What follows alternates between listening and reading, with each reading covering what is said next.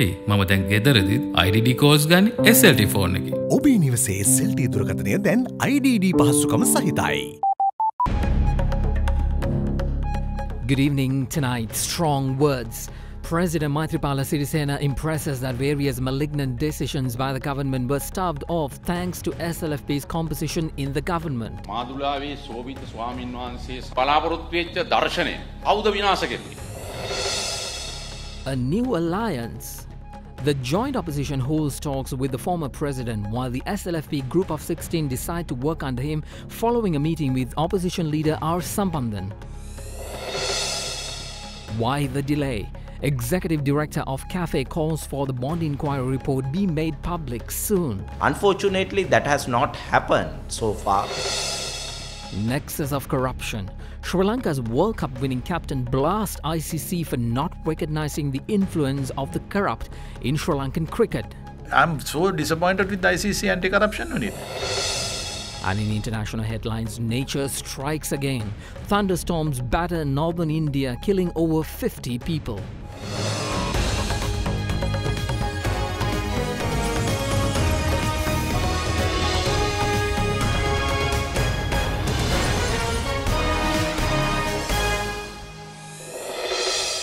Well, it's 9 o'clock on the dot. This is First at 9 on Other Derana 24/7, Sri Lanka's news channel. Hello everyone, I'm Mahesh Johnny.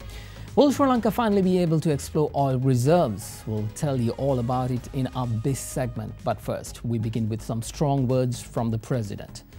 President Maithripala Sirisena says that he was able to avoid introduction of inappropriate political decisions to the country because of his decision to take over as the chairman of the SLFP. He made this remark at the 76th birth anniversary of late Venerable Maduluwave Sobithathera.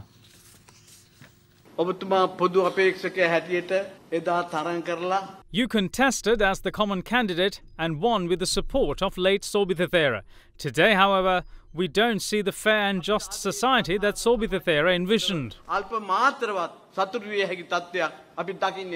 මාදුලාවේ සෝබිත ස්වාමීන් වහන්සේ බලාපොරොත්තු වෙච්ච දර්ශනය කවුද විනාශ කෙරුවේ? Who exactly destroyed the vision of late Venerable Maduluwave Sobithathera? I brought a copy of today's paper.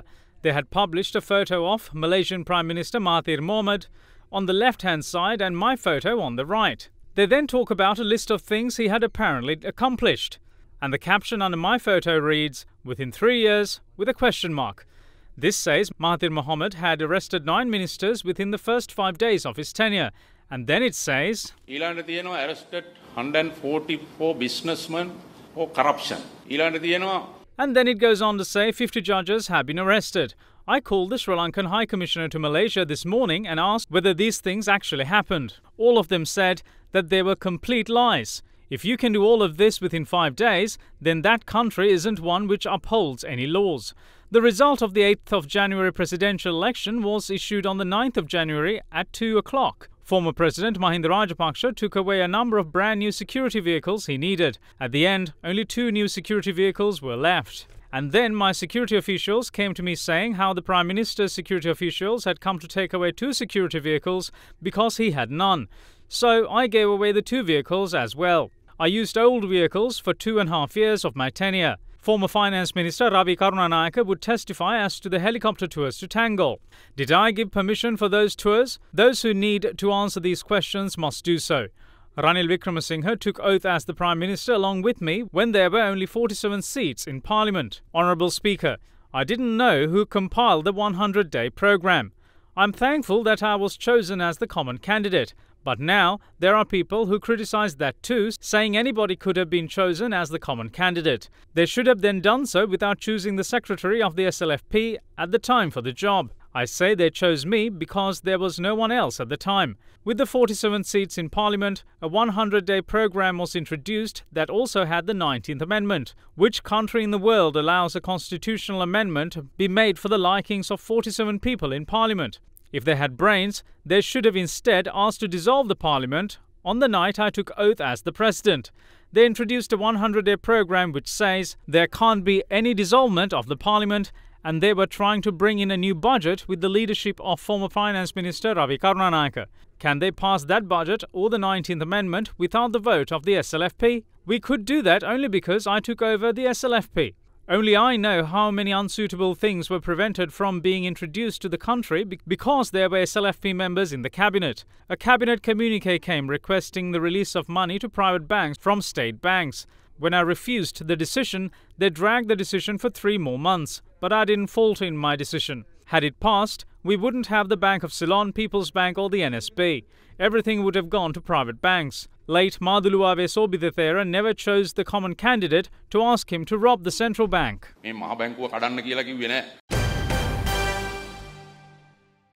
The number of children who succumbed to the outbreak of fever in the southern province has risen to 13.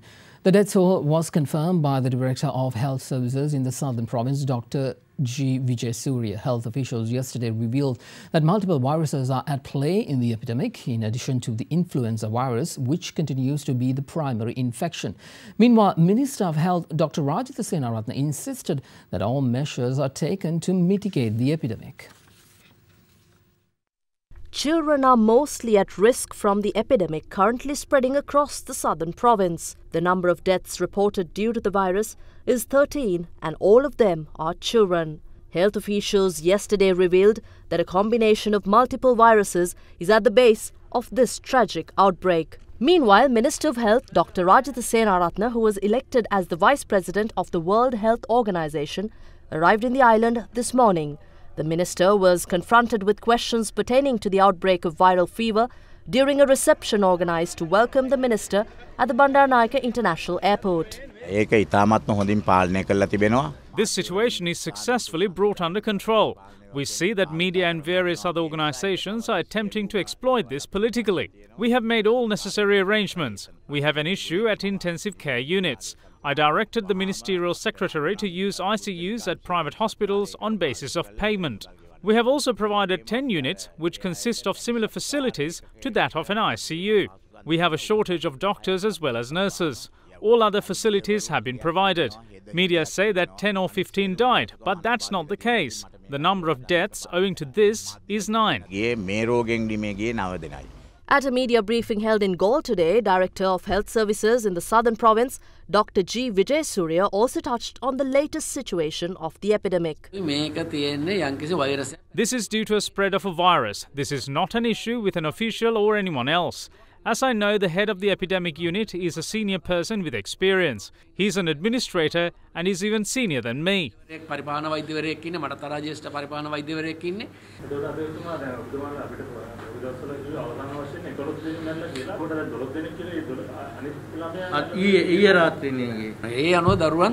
1 death last night, 13 have died. 49 patients who we suspect to have contracted the virus is under treatment. Not a single patient is in critical condition. We're providing necessary treatment. There are about 7 children in ICUs. Meanwhile, Cabinet of Ministers today approved a proposal by President Maithripala Sirisena to purchase medicine and other related equipment without a tender procedure in a bid to control the spread of the viral fever in the southern province. Chairman of the Sri Lanka Podujana Peramuna, Professor G.L. Piris, made a special appeal to the Speaker of the House, Karu Jayasuriya, today. Addressing a media briefing, Professor Piris asked the Speaker to remove all allegedly corrupt members from the Committee on Public Enterprises, claiming that they are involved in the central bank bond scam. Largest scam by any standard, not only in the history of this country, but in South Asia, has been the recent bond scam. But one of the problems is that Arjuna Mahendran is in Singapore. There is certainly no intention on the part of the government to bring him back. If he is brought back, he will be handcuffed and arrested at Katunayake Airport. And what he will have to say is going to be particularly injurious to some of the leaders of this government. In those circumstances, the role of COPE assumes the greatest possible importance. It has very far-reaching powers to send for witnesses, to ask for documents, to do everything that is necessary to get at the truth with regard to this matter. However, if that is to happen, COPE must be a clean body. There is now talk of 118 other people who are said to have taken money from perpetual treasuries. It is said that the list is available in the Presidential Secretariat. When Parliament sat on the last occasion, the Honourable Mahindananda Alutgamage, supported by the Honourable Dr. Bandula Gunawardena, made a passionate appeal to the Speaker to change the composition of COPE. But the Speaker did not heed any of those requests. So we appeal to the Speaker in the name of the integrity of Sri Lanka's greatest institution, the Parliament of Sri Lanka, to ensure that tainted elements are removed from the Committee on Public Enterprises and a pure, honourable, incorruptible committee is appointed to undertake an investigation into perpetual treasuries in a manner that would enable these plundered resources to be recovered. That is the expectation of our people. Executive Director of the Campaign for Free and Fair Elections, Kirti Thenakon, charges that the general public are continuously kept in the dark with regard to some components of the central bank bond scam. Addressing a media briefing held in Colombo today, he said that some of the parts of the report compiled by the Presidential Commission of Inquiry, which probed controversial central bank bond issuance, are yet to be revealed to the Parliament, stressing that it is now revealed 118 members of Parliament received money from Perpetual Treasuries Limited. Thenakon expressed his bewilderment as to why the relevant documentation is not made public. The Treasury bond report submitted to the President, we exposed that the whole report has not submitted to the Parliament. We requested the full report to be submitted to the Parliament and make it into the public domain, but unfortunately that has not happened so far. And after we exposed that more than 5,000 pages has not submitted to the Parliament, the Presidential Secretariat took some measurements to submit some of these additional documents, annexes and the additional documentation, the telephone conversations, the telephone contacts which this Perpetual Treasurers Company had with the parliamentarians, journalists and very influential people, civil society activists for example, has not been submitted. So after exposing this on January 23rd, President Maithripala Sirisena himself expressed that due to the ongoing investigations, they are not in a position to release this information to the general public. So by now we know that 118 people has received money illegally from the Perpetual Treasurers and the other affiliated institutions, companies, and one by one these names are coming out. One thing we cannot understand that why this documentation or why this information is continuously hiding from the general public. Parliamentarians who represent the joint opposition in Parliament engaged in a discussion with former President Mahinda Rajapaksa this evening. Those who participated in the talks said that they discussed several matters, including the draft bill of the 20th Amendment to the Constitution, among several other topics. The meeting between former President Mahinda Rajapaksa and members of the Parliamentary Joint Opposition took place this evening at the former President's official residence in Colombo. The government is in a conspiracy to postpone elections in 6 provincial councils. As the joint opposition, today we decided to go for a massive protest campaign unless the government go for elections. We will demand a general election. We came to a decision that issues of the country cannot be solved without holding a general election. We will go from district to district, making the public aware of our plan. We also discussed the draft bill of the 20th Amendment. However, we did not come to a final decision as the discussions are ongoing in several forums. We hope to take a decision later. We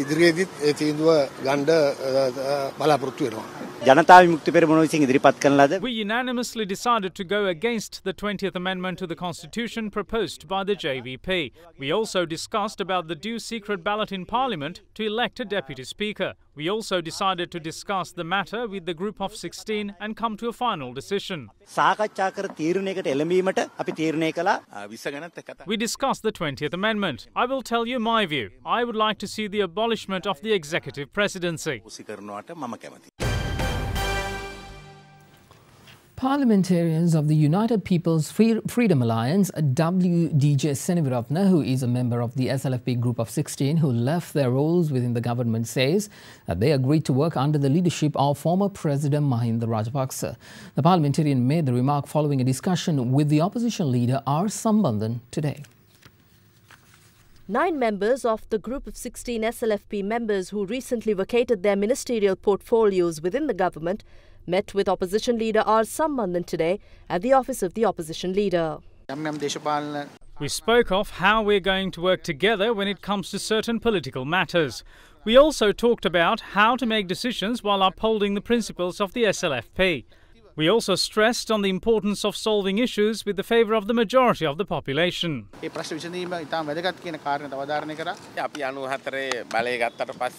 When we came to power in 1994, former President Chandrika Bandaranaike Kumarthunga offered Sambandhan 3 ministerial positions, but he refused all of them. We are under the firm belief that we will be able to create a political environment favourable for all ethnic communities in the country so that there won't be any issues between them. Today's discussions were very successful. I completely agree with what Mr. Derana Pereira and Mr. Pilistina had to say. The opposition leaders stated that 20th Amendment won't be a successful one. We have decided to work together with the joint opposition. We have also agreed to work under the leadership of former President Mahinda Rajapaksa. Some tragic news to report to you tonight. A man hacked his 6-month-old infant, his wife and her parents, and took his own life over a family altercation in the area of Kadigamur, north of Bingiria today. The infant was pronounced dead upon admission to the Kuliyapitiya base hospital. A 6-month-old infant, his mother and the mother's parents were hacked to death by the infant's father today in the area of Kadigamur, north of Bingiria, over a family dispute. Although the victims were admitted to the Kuliyapitiya base hospital with lacerations and stab wounds, the infant succumbed. Others, however, continue to receive treatment at the hospital. Following the attack on his own family, the suspect took his own life with the use of an explosive known as hakkapatas, which caused his head to come off the body. The magisterial inquest into the incident was also conducted today. You are watching Sri Lanka's award-winning news channel, Derana 24/7.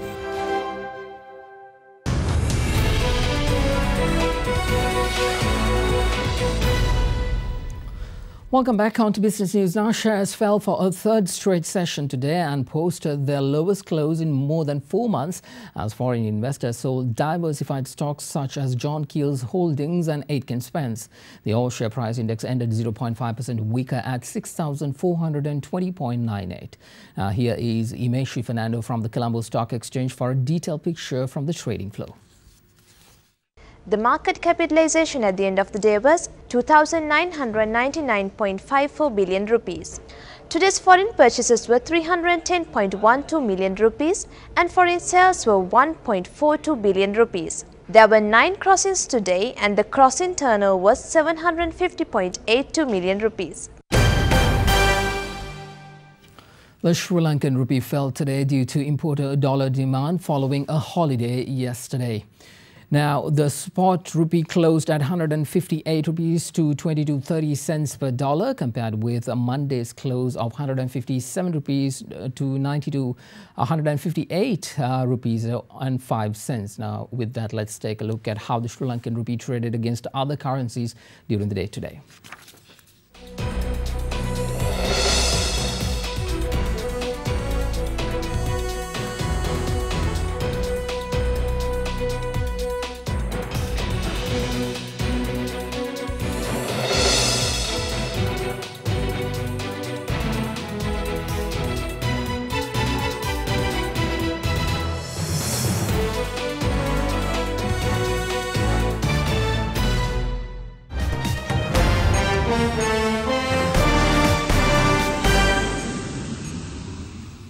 On to international news now. The heavy monsoon season is taking its toll on India, with at least 50 people are reported to have died amid heavy thunder and lightning that battered parts of northern India. High-speed winds and lightning strikes devastated many villages yesterday, bringing down walls and leaving dozens injured. The eastern state of Bihar was the worst hit, with 20 confirmed deaths due to lightning. The latest incident comes weeks after devastating dust storms killed more than 100 people across North India. Lightning strikes are common in India during heavy monsoon rains. Meanwhile, 3 children died after a tree collapsed on them in the northern state of Uttarakhand.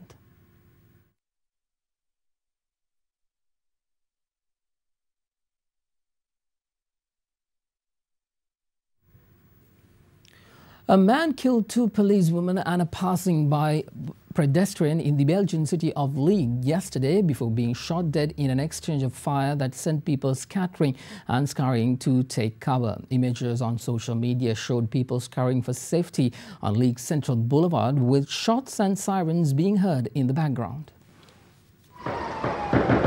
A man shot dead 2 female police officers and a civilian in the eastern Belgian city of Liège yesterday.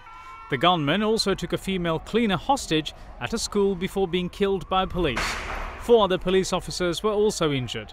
The man's motive is not yet clear, but the incident is being treated as terrorism. Police sources quoted in local media said the man was heard shouting "Allahu Akbar." Belgian broadcaster RTBF said the gunman was let out from prison on temporary release on Monday, where he had been serving time on drug offences. It's said that he may have been radicalized while in jail. The United States staged a walkout in protest at Syria's presidency of the Conference on Disarmament at the United Nations in Geneva yesterday. The delegation stood from their seats as the Syrian ambassador to the UN, Hussam Eddin Allah, opened the latest round of the conference. The United States led protests yesterday as Syria took over the rotating presidency of the Conference on Disarmament at a time when Damascus is widely accused of using chemical weapons. The US ambassador to the UN in Geneva, Robert Wood, said it was a travesty that Syria would head the Conference on Disarmament, leaving briefly when the Syrian representative took the floor. He added that Washington did not plan a boycott of the 4-week presidency, but wanted to hold Syria to account for its use of chemical weapons. Let me just say simply that Syria's presidency of the Conference of Disarmament is a travesty. This is a regime responsible for killing countless of its own civilians, many of whom have been impacted by chemical weapons attacks. This is no normal presidency, and thus the U.S. will not treat it as such. Now more stories from across the world. A bus and around 25 other vehicles were involved in a road traffic incident in southeast England yesterday, lightly injuring 14 people. After the incident in Dartford, 1 man was arrested on suspicion of careless driving. The South Indian coastal town of Cheltenham staged a protest and demanded construction of a sea wall yesterday after sea erosion made their lives miserable. The residents have been battling severe sea erosion, which is wreaking havoc in their lives. Seawater often enters homes and floods the town, disrupting traffic and bringing diseases, with it leaving a trail of garbage behind. Drinking donkey milk might not be the first thing that comes to mind as a cure for respiratory illnesses, but according to ancient Aymara tradition in the Bolivian highlands, it's a respiratory cure-all. It's a custom that remains largely secretive, limited to a small group of clients following a tradition passed down from their ancestors. The owner of the donkeys bring the animals to a low-profile neighborhood, and there the donkeys are milked in front of the clients, who drink the milk right away. We want to bring you one of our headline stories. Minister of Petroleum Resources Development went into an agreement with Eastern Eco DMCC subsidiary of a major oilfield services company, Schlumberger, today to collect market and license of petroleum data on multi-client basis. The ministry in a statement said that it enables several data acquisition projects, including 2D and 3D seismic, in selected offshore areas around Sri Lanka at no cost to the government. An agreement for geophysical exploration services was signed today between the government of Sri Lanka and Eastern Eco DMCC, a subsidiary of US oilfield service firm, Schlumberger for offshore seismic studies to assess prospects for oil and gas resources. Minister of Petroleum Resources Development Arjuna Ranatunga signed on behalf of the Sri Lankan government, while Eastern Echo DMCC's Vice President Phil Davies signed on behalf of the company. Minister Ranatunga said the deal is for 10 years at no cost to the government, with the firm committed to spending at least $50 million on exploration. This is an agreement between the Sri Lanka government and the ECO DMCC. It's a multi-client agreement between the country and this particular organization. It took little time for us to go through the contract. Ultimately, it's a very important day as far as Sri Lanka is concerned. We have been discussing, we have been doing a lot of analysis on this exploration, but now that we could start on the right track. We have successfully acquired seismic data from the 60s, 70s up to the mid-80s till the breakout of the Civil War. Thereafter, we successfully acquired seismic data in the early 2000s through a Norwegian company called TGS Nopec. And then thereafter, CAN India, we had a production sharing contract with them, and they have also successfully acquired 3D data for the M2 block. We're planning to start work in the summer, in a month or so's time, looking at some analysis of the offshore on the eastern side of the country as the first phase of some new measurements, some new analysis, and some new seismic data to help understand the prospectivity and the potential of the country, which we then look to expand as the first phase into around the rest of the island. You are watching Sri Lanka's premier news channel, Derana 24/7.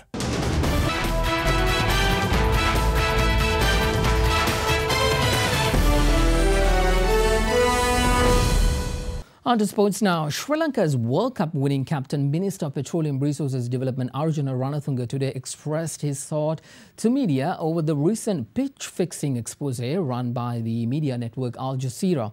Al Jazeera's undercover investigation implicated that 3 Sri Lankan officials in pitch-fixing, including the curator of the Galle International Stadium. While elaborating on the matter, the minister insisted that the investigation should be concentrated on the big fish who make decisions and not just the small fry directly implicated in the scandal.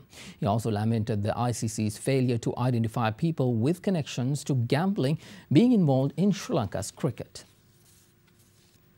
Ultimately, all these small fish get caught. All the big fish get escaped. There's a top guy who is involved. Now, this particular person mentioned about Godfrey Darber. He is supposed to be the international venue curator, according to what I heard. I don't know what sort of qualification he has. It's not the person who got involved. But he also should get the responsibility. He should be sacked first. When you go to do an inquiry, when you keep the top guy and try to do an inquiry, it will be a failure. The minister wasn't pleased with the ICC's anti-corruption unit and went on to elaborate on the international body's failings. I'm so disappointed with the ICC anti-corruption unit. If they can't see the people who runs cricket in this country are directly or indirectly involved in gambling, they should not sit on this anti-corruption unit. Even ICC, sometimes they behave like toothless tigers. They always say it's up to the country. Yeah, it is up to the country. If the country is doing something wrong, I think ICC have the right to change those things. A journalist asked Sri Lanka's World Cup winning captain, Minister Arjuna Ranatunga, whether his suspicions over the World Cup final of 2011 is vindicated by Al Jazeera's expose. Even I informed the former minister. Even former minister came out and made a very strong statement saying that he was surprised. I think what went wrong, no one went and did an inquiry on these things. Not even ICC. I'm not saying our players fix the game or the other players fix the game. I'm glad that even the former sports minister said that he started an inquiry. I don't know what happened on that. So these particular things might have been happening. When someone starts in a smaller way, if you don't stop it, it can go into all the other players as well. We should still investigate the 2011 fines? If I get a chance, I will do it. If I am the sports minister, if I am the president of this country, I will surely do it. A lot of people doesn't watch cricket. They don't trust cricket now.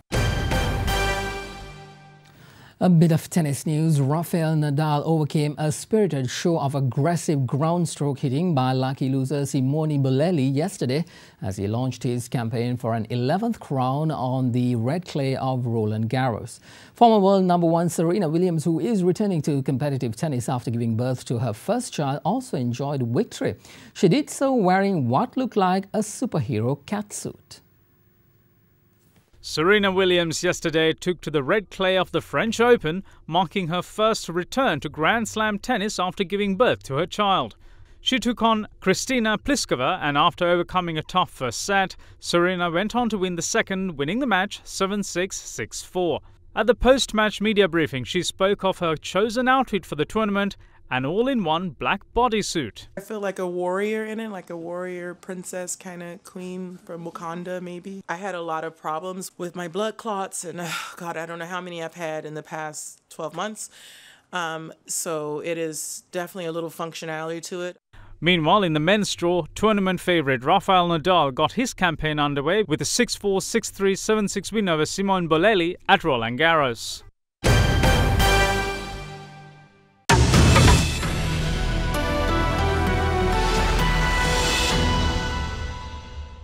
Your weather for the next 24 hours. Strong winds are expected over several provincial and coastal areas of the island over the next few days. Light showers can be also expected in the western, Sabaragamuwa, central and northwestern provinces tomorrow. With that, let's take a look at your city-by-city forecast.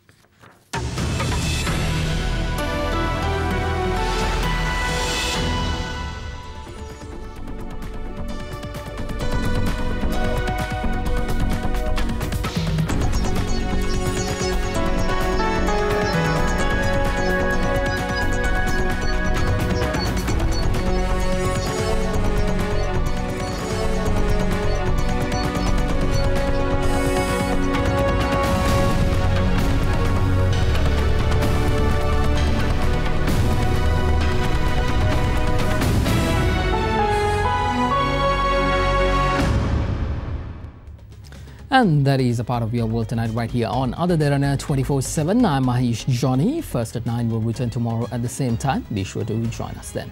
Before we wrap things up tonight, let's take you straight to the Devil's Staircase. This 14-kilometer long famous trail in Kalupahana, made up of sharp zigzag twists, is extremely steep and difficult, but quite thrilling to either hike or traversed by a four-wheel vehicle. Thank you very much for joining us. Have a good night.